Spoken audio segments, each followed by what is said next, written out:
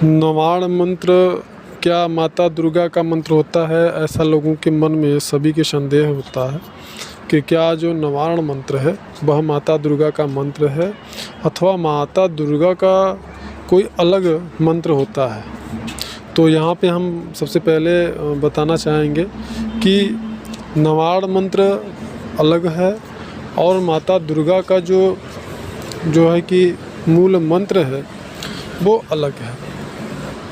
तो जहाँ तक नवाण मंत्र की बात है, नवाण मंत्र जो है तीनों महाशक्तियाँ और साथ ही साथ भगवान कृष्ण के कलिंग मंत्र होने की वजह से उसमें उन कृष्ण भगवान की शक्तियों के समावेश को भी माना जाता है और ऐसा होता भी है। यानी जो नवाण मंत्र है माता महालक्ष्मी, माता महासरस्वती, माता महाकाली का सम्मिलित मंत्र है और माँ चामुंडा का, साथ ही साथ इसमें भगवान कृष्ण के बीज मंत्र जुड़े होने के कारण यह भगवान कृष्ण का भी मंत्र माना जाता है। यह बहुत कम लोग जानते हैं। मतलब ये शिव और शक्ति दोनों का मंत्र आप इसे मान सकते हैं। और साथ ही साथ यह मंत्र नवग्रहों के शांति के लिए बहुत ही सरल और सुगम एक उपाय आप इसको मान सकते हैं, इसको साधन मान सकते हैं। नवग्रहों को बैलेंस करने में इसकी महत्वपूर्ण भूमिका होती है। और अब अगर आप सोचेंगे कि माता दुर्गा का कौन सा मंत्र है, तो मैं ये बताना चाहूँगा सारी जो शक्तियाँ हैं, माताएं जो आदि शक्तियाँ हैं, वो सभी शक्तियाँ आदि शक्ति की ही स्वरूप हैं। अलग अलग स्वरूप में उन्होंने अलग अलग दानवों का, असुरों का भक्षण किया, संहार किया। यही कारण उन सभी स्वरूपों का अलग अलग नाम और उन स्वरूपों से संबंधित स्वयं उन स्वरूप में के द्वारा प्रदान किया हुआ उनका मंत्र है। तो जब हम उनकी छवि का कल्पना करते हुए उनके मंत्र का जाप करते हैं तो फिर हमें उसी आदि शक्ति के उसी स्वरूप का हमें कृपा प्राप्त होता है, सिद्धियां प्राप्त होती हैं और वरदान प्राप्त होते हैं अथवा मनोकामना पूर्ति का हमें आशीर्वाद प्राप्त होता है। तो यहाँ पे हम ये बताना चाहेंगे कि जो नवाण मंत्र है वो अलग है और माता दुर्गा का जो मंत्र है वह अलग है। और दोनों की जो विधियां हैं साधना उपासना की, वो विधियां एक समान है।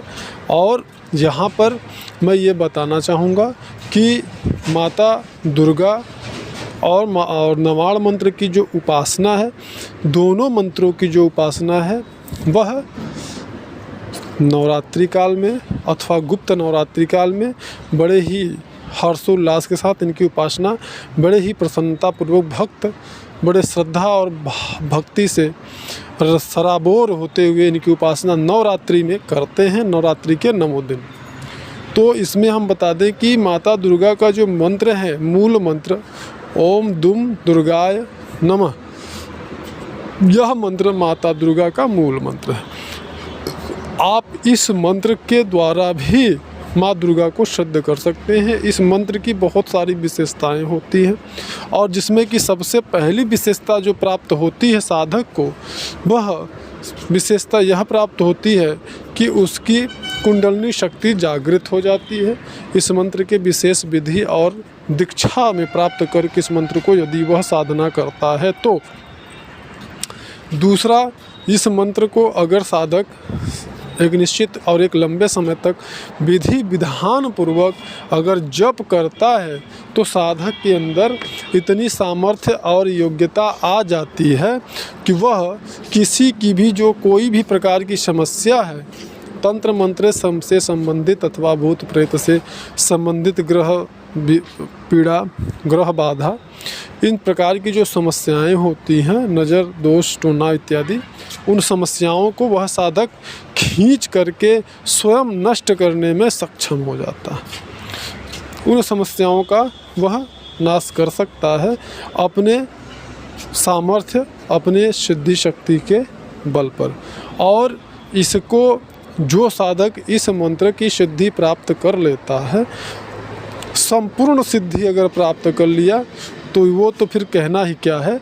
लेकिन अगर उसने पहले दूसरे चरण की सिद्धि भी अगर प्राप्त कर ली माँ दुर्गा के मंत्र का, तो मैं ये दावे के साथ कह सकता हूँ कि वह स्वयं भी सुरक्षित रहेगा और अपना परिवारजन, जो उसके परिवारजन होंगे, जो उसके स्वजन होंगे, उसका जो परिवार होगा, वह निश्चित रूप से पूर्ण रूप से सुरक्षित होगा और उसमें किसी प्रकार का कोई तांत्रिक क्रिया, भूत प्रेत बाधा अथवा पितृ बाधा से संबंधित कोई भी समस्या उसे परेशान नहीं करती, क्योंकि माँ दुर्गा का विशेष आशीर्वाद ऐसे साधकों को प्राप्त हो जाता है। और जो आदिशक्ति जगत जननी का आशीर्वाद जब साधक को प्राप्त होता है तो सबसे पहले वह आपके ग्रहों को बैलेंस कर देती हैं, आपके ग्रह बाधा से संबंधित, और आपके बहुत सारे कर्मों का वो स्वयं नाश कर देती हैं। और जो क्लेशात्मक कर्म होते हैं उन कर्मों को भी वह निश्चित मात्रा तक कम कर देती हैं, यानी हल्का कर देती हैं। तो अगर जानकारी अच्छी लगी तो औरों को भी शेयर करें, लाइक करें, ताकि सबका कल्याण हो। हमारा नंबर डिस्क्रिप्शन बॉक्स में दिया गया, आप व्हाट्सएप पे संपर्क कर सकते हैं।